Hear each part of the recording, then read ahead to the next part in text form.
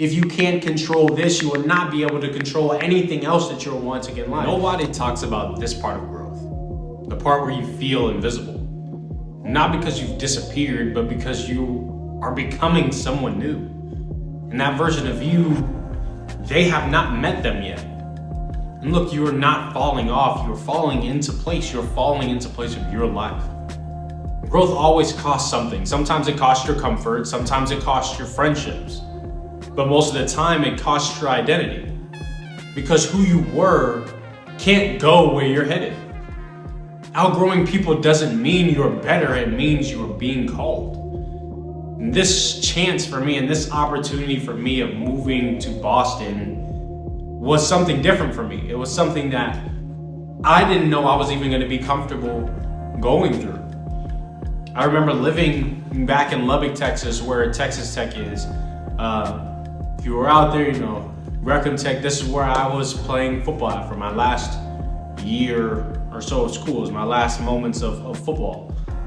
I remember being out there, being associated with some groups that I didn't necessarily want to associate myself with, but football used to be my identity.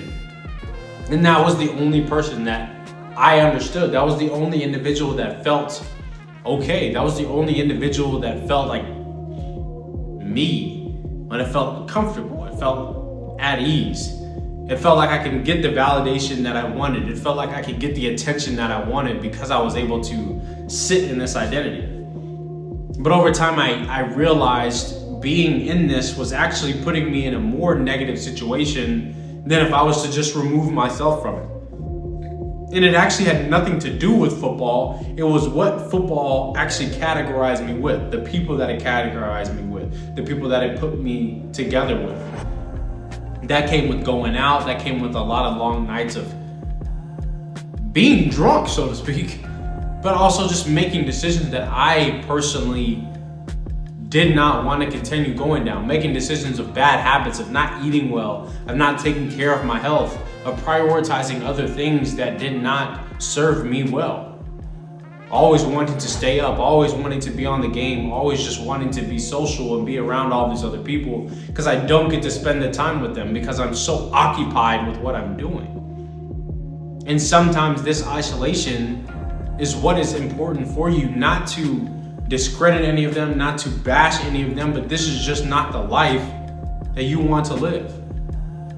And this is the life I no longer wanted to be a part of. This is not the first time I've made a decision to change up where my physical location. The first time when I actually made a big jump in my life was actually moving to Miami. And I know you guys have probably heard that story so many times of me moving out there, but Miami changed my life, of finding a new group of people where I can associate whatever behaviors I wanted. I was able to encompass what habits they were doing, what ethics they were having, and how I can actually uphold and take care of myself when I made it home. So when I was doing these things and I was living the life that I actually wanted to live, I was able to see the changes. I was able to see the growth in my life. I was constantly working out. I was constantly eating better. I was constantly making an improvement towards my life every single day because I saw a path of how life could actually turn out. I saw how well things could actually be with people around my age and people a little bit older than me, showing me and guiding a path and showing me the exact routes and things that I can take to make the life that I want to live. And so sometimes people do not understand that these processes of doing all these things, either one on your own, in silence where nobody is watching, people do not understand the power that is in that. Some people say that isolation can be a very bad thing for you. Isolation can be very dangerous, but it's only if you are not using it wisely. If you are not using the isolation to your advantage, of course it's not going to be good. It's the same thing with a lot of other things. If you are not using your time wisely, then of course it's not going to make any advantage to you.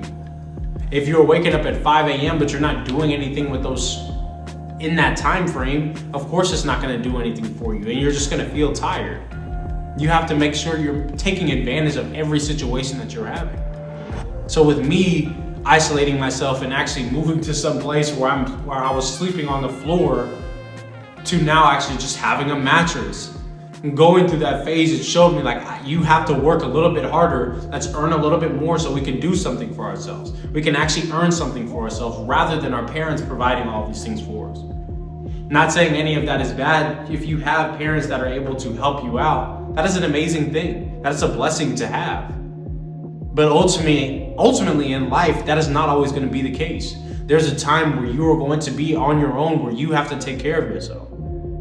In that moment for me, I needed to get away from it because I could definitely get very comfortable with living from what my parents could offer me. And I no longer wanted that for my life. I didn't want that anymore. Especially when being able to see what life could really be like. Why would I trap myself in a world where I have to be taken care of by somebody else? I want you to understand that isolation is not punishment. Isolation is not meant to harm you. If you are not able to sit with yourself and sit with your own thoughts, then that is where the first issue is. That is the first things that need to be addressed. That is where that growth is coming from. I know a lot of people that are like, oh, I have ADHD and I can't sit straight. I can't focus on anything. Well, that's the first issue. Why can't you do it?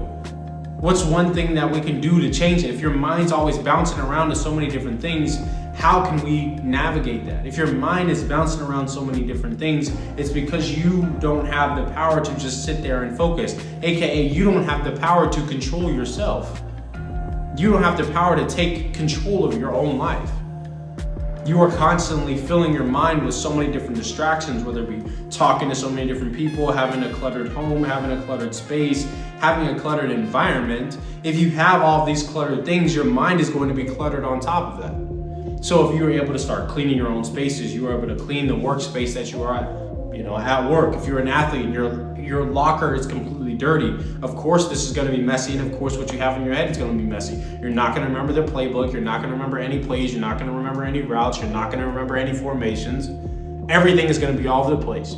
At work, if your file cabinet's all over the place, your papers are all over the place, your files are all over the place in the computer, of course you're not going to understand and remember where all the information is. Everything is scattered. If you're looking for clothes at home and your room is dirty, your clothes are all over the place, your shoes are everywhere, of course you're not going to find anything. Everything is all over the place. This is the same thing. You have to find out and understand your own mind. You have to understand what's going on in here. If you can't control this, you will not be able to control anything else that you're wanting in life. So if you find a route, you find a direction, you want to make a change for yourself, you have to be able to sit with yourself in a form of isolation to understand what is really going on. Why is my focus not here? What thing is actually occupying my mind that is not allowing me to focus on the life that I truly want to live? This phase is called the quiet phase. And this is where the algorithm forgets you. The invites slow down, the messages stop coming in, but you're not doing anything wrong. I want you to let you know that. You're just finally doing it right.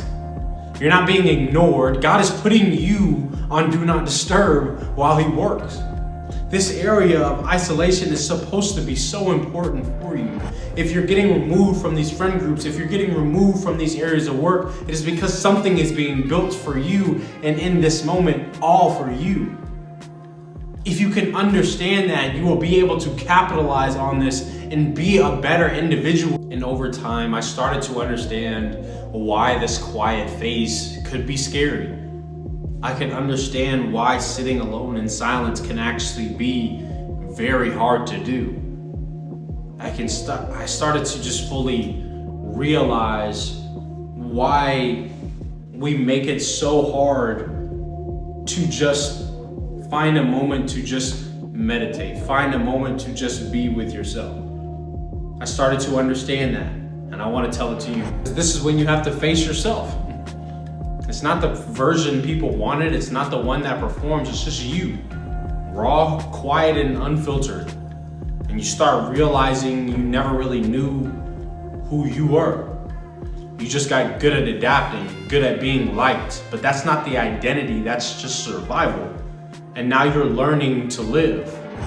You didn't lose yourself, you just stopped pretending. You're just sitting in a moment of the true person that you are. And you're finally learning to understand that. And that is a scary feeling because for so long out of our life, we were living a life that somebody else had created for us because we want to make this other person, this group of people happy. You want to make sure you fit in with them.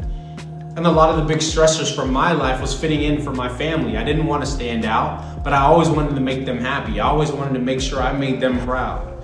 If my grades were bad, I felt like I was letting them down, but I was also fearful of something bad happening to me, aka of getting the ass whooping. I didn't want that to happen, but I also didn't like the confrontations with my family. I didn't like to sit down at the table getting yelled at for multiplication problems by my dad. I didn't like to get yelled at or flicked in the ear if I was late getting dressed to get up for church in the morning on Sundays. There were so many things that I was just fearful of, so I had to conform and build this whole other individual so I could be okay and be kind of skidding around corners for my family. And the same thing would even happen with friends, whether it happened with football, whether it been happening at work for me. I was always trying to navigate around so I could fit in. Until ultimately it found to a point where I started to understand who I wanted to be in life. There's no reason for me to be scared, but there's also no reason for me to lie. There's no reason for me to start faking things out for so long, because over time, the more and more you keep pretending, the more you keep feeding a false reality for yourself. And the more you keep feeding this false reality, the more you start leading yourself into a direction that you didn't even want to go down in the first place. So let's nip it in the bud and actually start going in the direction of life, once again, that you actually want to be in. And I also remember a time of being in football and finally being done. Finally no longer playing football anymore. I didn't know who the hell I was. The only identity that I knew was football. That's all that I knew in life. So the only person I knew was this athlete. This is the football player. Since I was a kid, you can find pictures of me at 4 years old trying to run a route, probably getting hit in the dome with a football. This is the only things that I know. And I remember looking back and talking to a therapist, and she said, talk to me about some of the happy moments in your childhood. And I genuinely could only remember playing football. I remember calling my mom and telling her about some of the memories that I have, and it still makes me emotional now. But the only things that I remembered was either football or something bad happening to me. Whether it had been injuries, whether it had been getting yelled at by my parents, coaches, friends, or not fitting in. The only things I remember were things that are not good. And so the only memories that encompassed my life were in this category. So when I ended up stop playing football last year, there was this whole phase of who the hell am I now? I can't consider myself a football player because football is done. The cleats are hung up. There's no other time I'm gonna put a helmet on. So what do I do? And it felt like my life was just crumbling from that point. And this is when I finally had to sit with myself and understand the life that we're about to live, the life we're about to go through. And we had to understand and pick apart all of the lessons that we learned over time from football. What did these things teach us?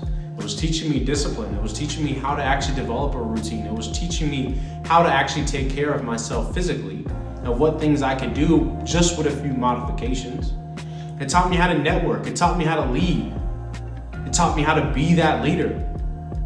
It taught me how to not be afraid even when you don't know you're going to win the battle, but having the confidence in yourself that no matter what, nobody was going to stop you, especially being an outside linebacker. At the end, if any of you out there played football, let me know in the comments. I guarantee your mindset is the same thing. There was nobody on that front line that can stop you. I don't give a damn if you're 300 pounds. I don't give a damn if you're 400 pounds. I will move you out the way. I don't care if you're coming across the field from a cross route. I will lay your ass out. And this is the same mentality we need to have in life. This is the same mentality when we're going through business trips, or we're going to anything with work, we're going through from anything in life. Do not let anybody stop you. Do not let anybody stand in your way from accomplishing the life that you want to live. Don't bow down to the fear. Break through it. And look, from me to you, I want you to know that nobody's going to tell you how boring growth really is. It's like brushing your teeth when nobody's watching. It's filming the 10th video and only 5 people watch the last one. It's cooking your meals, stretching your body, sitting in silence. Nobody's gonna applaud you. It's literally just a rhythm for your life. Look, discipline is not sexy. It's just what makes you unshakable. It's something that you just have to find your pattern with. It's not something that's just gonna be glorified by everybody else. Everyone's not gonna be like, ooh, whoop-de-doo for you, let's dap you up for this because you woke up and did 10 push-ups today. No, truthfully, nobody cares. They only will start caring when you start making this stupendous amount of money, when you start creating this new life, you start going on these trips, you start hanging out with these new group of friends, you start hanging out in high rises, you keep driving these new cars. If I probably said that already. Once you start doing all these things, then it's like, please, like I would love to. We was homeboys, we was homies. Oh, y'all was with the girls and stuff. We was cool. Like, this is when all this stuff starts to change.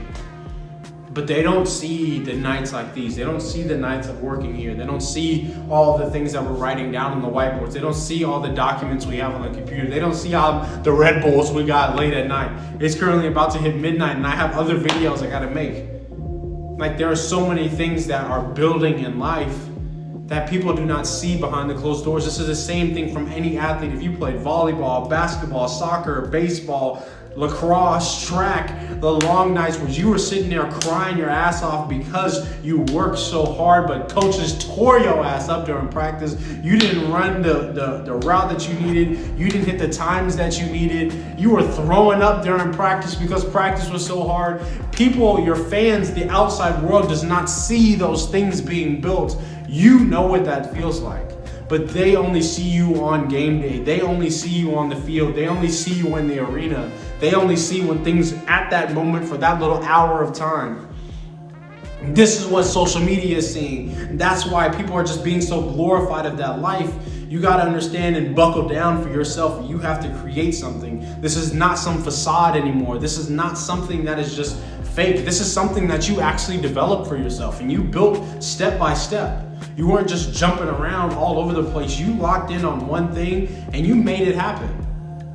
You did the thing that nobody else would do. You put in the time and you put in the work that nobody else would do. This is why you feel so different than everybody else around you. This is why you have this burning desire inside of you that nobody else has around you. Because you know you have the ethic. You know you have the work ethic inside of you. You know you have the heart. You know you have the power to get these things done. Don't be scared of yourself. Look, I have a 9-to-5 job. I have a job that is taxing my hours, and I'm there day in and day out. And yes, they have you on the schedule for 5 out of the 7 days, but it feels like you were there 7 out of the 7 days. But this time is still valuable to me. I will still create the life that I want, and I hope you still have the desire inside of you, or this video puts the desire inside of you that you can make more, you can do more. You just need to use your time wisely. This phase isn't lonely because no one cares. It's lonely because you care too much about your future to fake it anymore. You're not missing out, you're aligning with your life. You're not behind, you're just not forcing what's not meant for you anymore. Look, what if this season isn't rejection, but redirection? What if the silence is preparation? And what if the quiet isn't punishment, but protection? This isn't the part they show you in these highlight reels, but it's the part that builds the real you. So stay locked in, stay grounded, because soon the world will meet who you've been building in the dark. You're not invisible, you are in development. Stay there. I'll see y'all in the next video. Peace.